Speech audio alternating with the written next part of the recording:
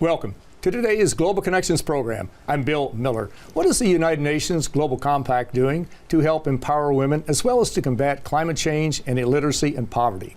My guest today is going to bring us up to date on this very interesting organization. My guest today is Ms. Lise Kingo.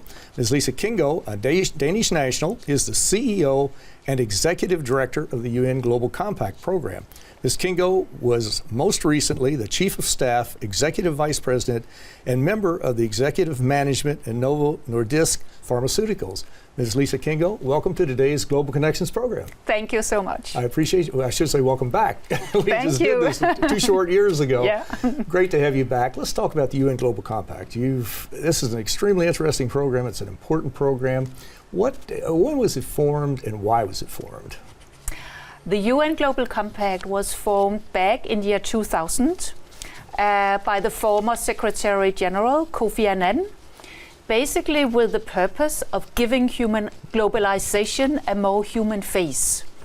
So the idea was to create a compact between the private sector, businesses, and the UN to work together towards companies driving their business in a responsible way based on 10 principles that all take their outset in the UN Charter and in UN conventions and principles.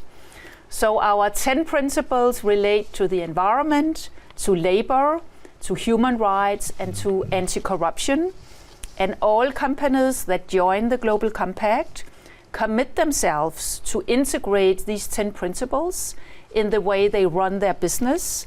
They must report once a year on their progress, and also the CEO must commit to the Secretary General to run a sort of principle-based business. Mm-hmm. And now with the global goals, that is of course part of the equation as well. Mm-hmm.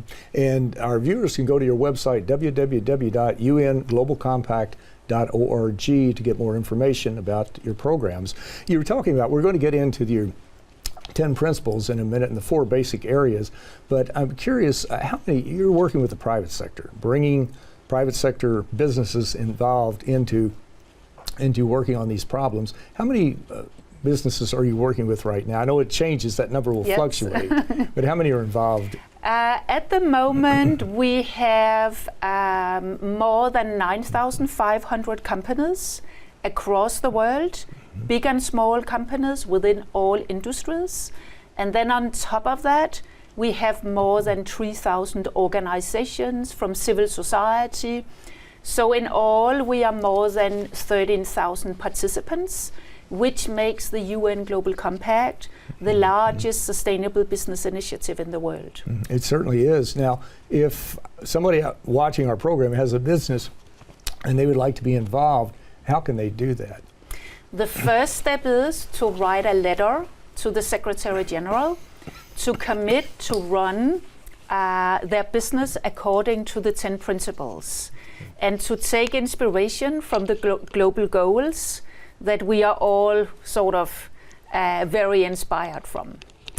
And then the companies will have to submit a report once a year where they talk about their progress, their dilemmas, how they are working with both the principles and with the goals. And since we are a UN initiative, we are very ambitious. So if companies are not reporting, we delist the companies. So over the first 17 years, we have delisted more than 7,000 companies. Mm-hmm. This is a very prestigious program, and many corporations want to participate because, many of them are very socially responsible. Hopefully all of them are, I'm sure. We hope, but it also is prestigious to be listed as one of these UN companies. And of course, this is all voluntary. They're not forced into doing it. But let's talk about those 4 different areas you mentioned that you focus on: labor issues, human rights, the environment, and anti-corruption, as I recall. What are a couple of examples in each of those 4 areas of programs that you have underway, working with the 9,000 companies and 3,000 other NGOs around the world to improve in these areas? Well, let me give an example of how we try to engage all of these many companies that are participants across the world. First of all, we have local networks, local chapters in more than 70 countries, and that's a very important part of the Global Compact structure, because we have the opportunity to work with the companies on the ground. Many companies have to learn what human rights mean for their business, what anti-corruption mean for their company. So we are just launching a very interesting academy for all companies across the world, where they can participate in educational sessions, in webinars, where they can get a picture of where they are in these important areas that we call the UN Global Compact Academy. This year we will have a particular focus on human rights, because we are celebrating the 70-year anniversary of the Human Rights Declaration. So we will start a global tour and a global set of activities to really put an emphasis on human rights. We are seeing so many violations of human rights in the world. We are seeing increasing social inequality. So we think the whole human rights area is really important to make concrete for companies across the world. And you're so correct. The United Nations Universal Declaration of Human Rights, adopted in 1948 by the UN General Assembly, Yes. is one of the really most significant documents ever adopted by any body in focusing attention on human rights. And of course, you mentioned too how we're seeing a diminution in human rights in many countries around the world. It's alarming. It's really very alarming. And so you've got this large group that's helping to focus attention on this. What are you doing in the area of climate change? Many people feel that climate change is our number one problem, that if we don't save the planet, we're not going to save all living species, to put it bluntly. But what are you doing in that area to bring these corporations and NGOs into developing strategies to combat climate change? Global Compact is running the largest initiative for multi-stakeholders, companies, NGOs, experts, to drive climate change. And we have done so for quite a number of years now. And it's focusing on a set of very important tracks. One of them being how to set science-based targets, which is important that companies take a starting point in the science. And the fact that we would like to keep the temperature across the world long term not increasing more than 1.5 degrees. Another track relates to setting a carbon price for the companies internally, to begin to look at CO2 emissions as a cost, and thereby being part of the annual accounts, and something that is seen as an area where costs have to come down. So that's really important as well.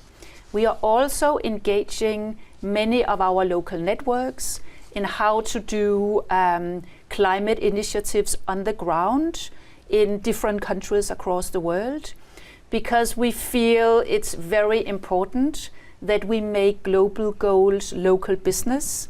It's partnerships that has to happen on the ground. And one thing is that we can have wonderful meetings here at the UN headquarters discussing how to diminish climate change, but the real change will happen when companies on the ground, together with stakeholders, with UN agencies locally, really begin to take action through practical partnerships. Mm-hmm. Do we find that corporations, along with being good corporate citizens, they want to be socially responsible, but they're more and more starting to find that it does improve their bottom line, it helps their profitability, it not only reduces the CO2 emission, the carbon footprint, but it can actually save money and they can put into other things, other types of programs? I think it's becoming mainstream among the private sector today that responsible business is good business.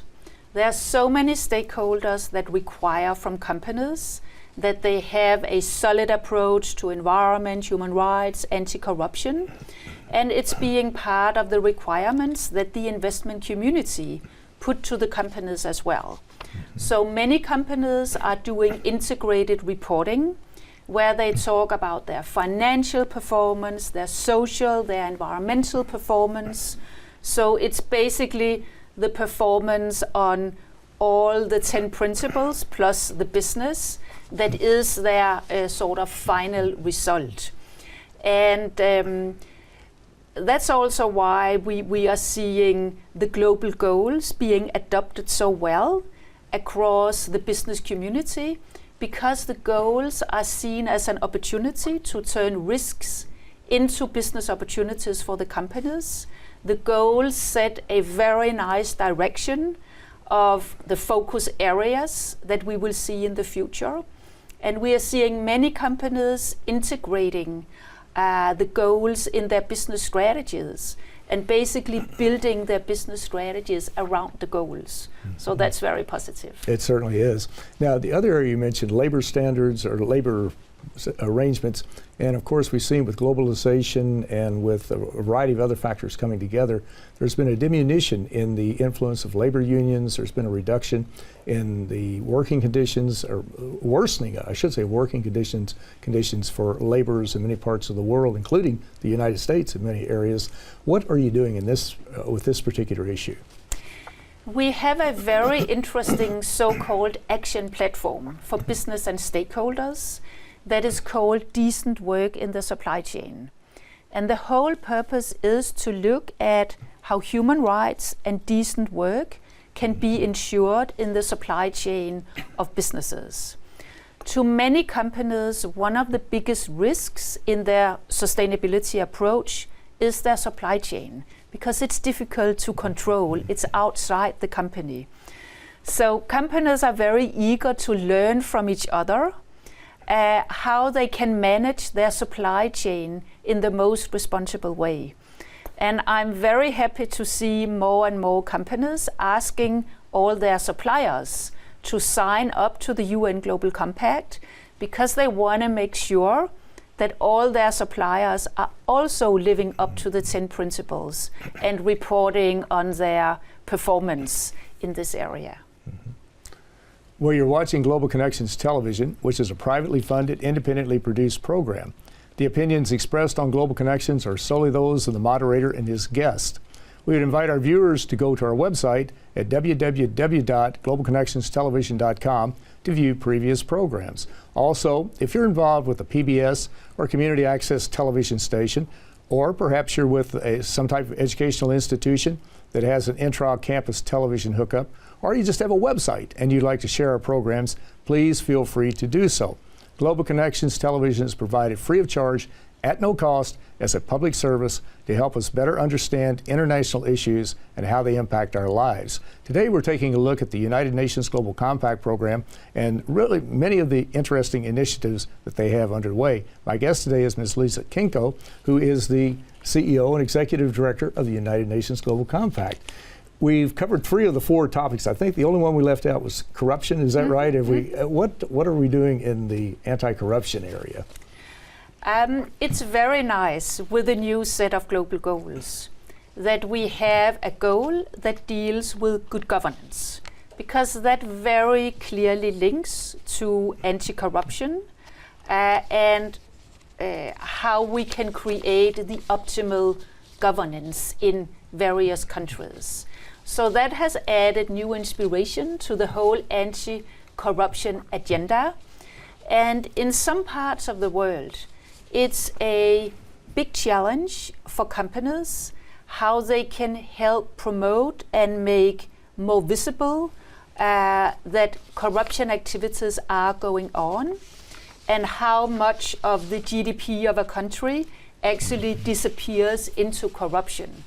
So many companies are very interested in creating more transparency and more focus on anti-corruption. So it's definitely an area that we are driving at the Compact, also across all our local networks, because anti-corruption is a theme that differs very much from country to country. it takes different shapes and forms. So here it's a huge advantage that we have a global network where each country can create their own specific focus depending on what are the challenges in the country.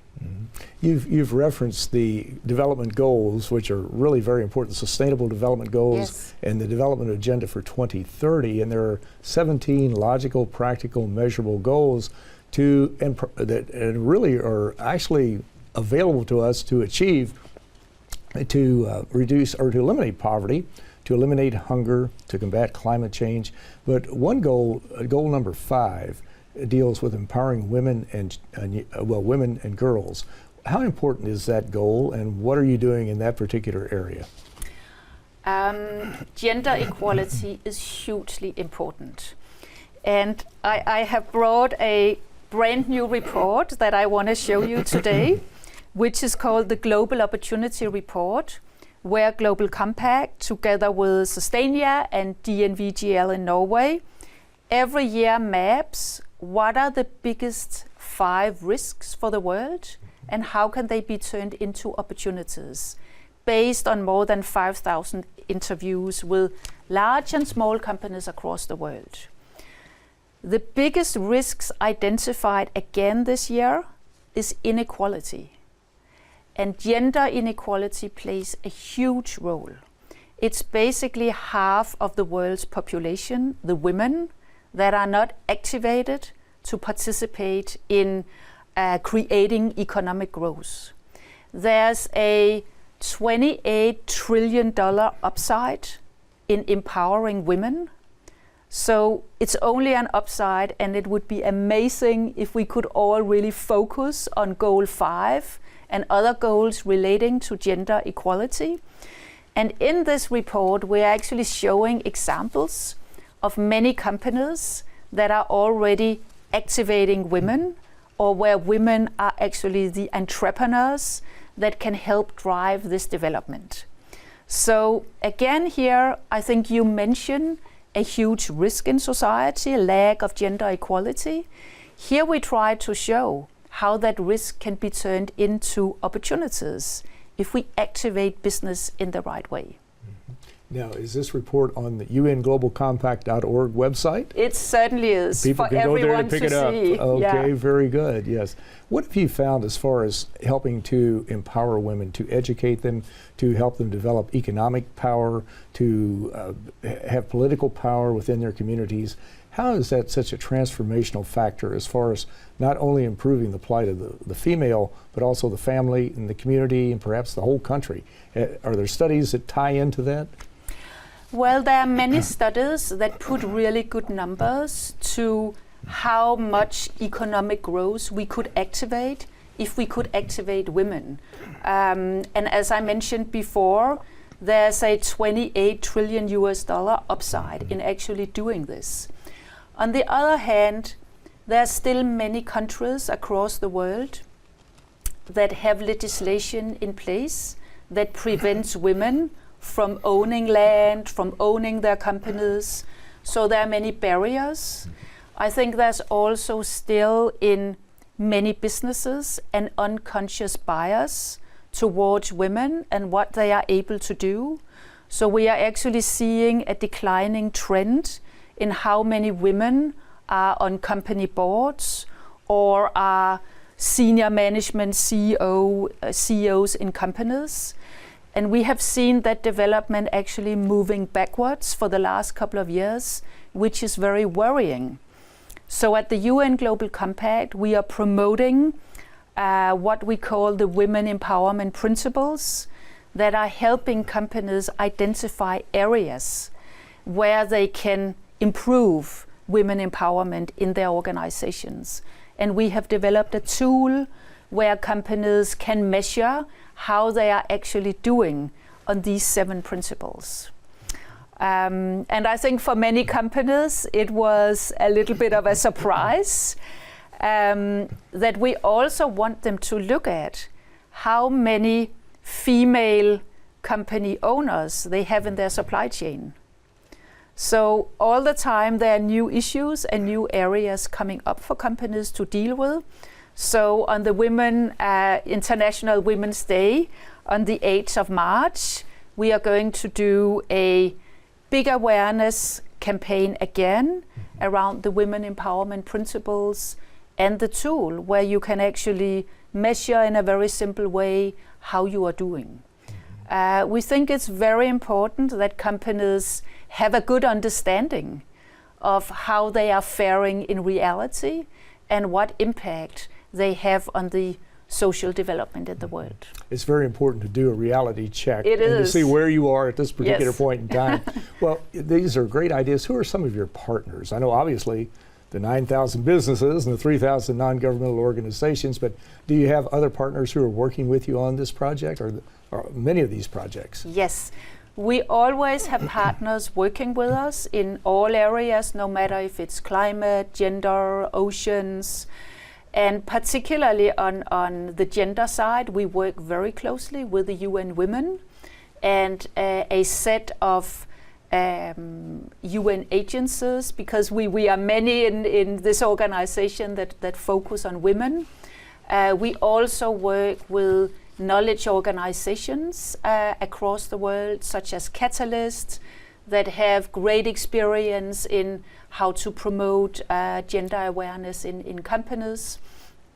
So we are a multi-stakeholder initiative, and we would always work with colleagues across the UN family, with NGOs, with experts, with our local networks, and of course with all the member states. Mm-hmm. As you look at where you are at this point in time and where the Sustainable Development Goals are, and of course 2030 is our target year to achieve these 17 practical goals, what do you see as one or two of the major challenges for us at this juncture? Well, I think we have an interesting challenge around one particular goal that hasn't got a lot of attention so far. It's goal number 14 that talks about life below water. So in the surveys we have done among businesses, this particular goal is less known among companies. On the other hand, in our Global Opportunity Report, the sustainability of oceans come out as one of the 5 key risks. And it's not only this year, but also in the 2 preceding years.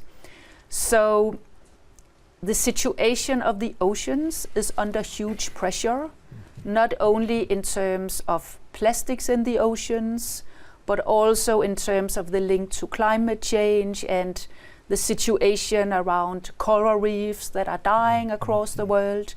So we have just launched a new action platform on oceans, where we want to engage companies across the world that have businesses that relate to oceans one way or the other. And we are already experiencing great awareness on this issue that I think was also inspired by the first UN conference on oceans. So I think that the global goals are really helping us identify new themes that we have to deal with if we want to make sure that the goals are met by 2030. And we will hopefully be able to hand over the planet in a better stage or not a worse stage to our children than we received it from our parents. Hopefully you are right, Well. and we're going to have to mobilize and come together on that for sure. But these issues are so vital; they're so very important to all of us. And when you're talking about climate change, you're talking about the oceans. If we destroy the planet, we destroy the oceans, which we're in the process of doing to a large degree, then life will be uninhabitable on this planet, not just for humans, but almost all living organisms. But the work of the UN Global Compact has really been phenomenal, and it's really commendable that you're bringing in the private sector to be involved in this, because they play a very critical role in this. And it's not just the UN doing it or a government or a region, but it's everybody together. But Lise Kingo, the CEO and really the executive director of the UN Global Compact, I want to thank you so very much for a very interesting and a very informative program. Thank you, my pleasure. My pleasure, thank you. I'm Bill Miller. Thank you for joining us today on Global Connections Television.